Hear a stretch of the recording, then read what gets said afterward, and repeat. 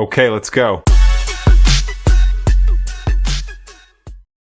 Bonjour à tous, ici Pierre, avocat en droit du logement. Aujourd'hui, on répond à une question très fréquente. Qui doit payer les réparations? Le locataire ou le propriétaire? Certains pensent que tout ce qui casse dans l'appartement est à leur charge.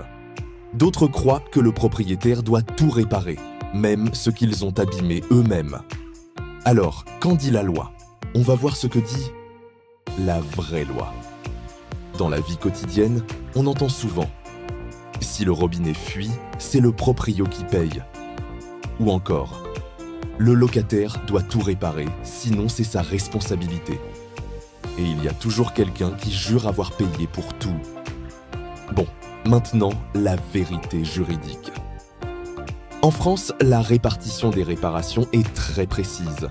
Selon l'article 7 de la loi du 6 juillet 1989, le propriétaire doit prendre en charge les réparations importantes pour que le logement reste décent et habitable. Plomberie, chauffage, toiture, murs, électricité, etc. Le locataire doit payer les petites réparations et l'entretien courant, changer un joint, remplacer une ampoule, déboucher un siphon, etc. Astuce.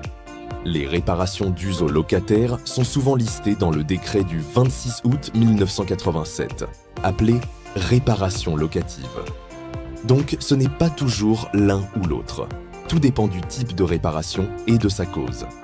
Si tu ne sais pas qui doit payer, vérifie le bail et la liste des réparations locatives. Informe le propriétaire par écrit avant de faire les travaux. Fais constater les dégâts si c'est une réparation importante.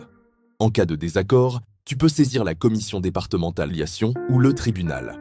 Petit conseil, gardez toutes les preuves, devis et photos pour éviter les disputes. Alors, on résume. Tout réparer n'est pas automatiquement à la charge du locataire ou du propriétaire.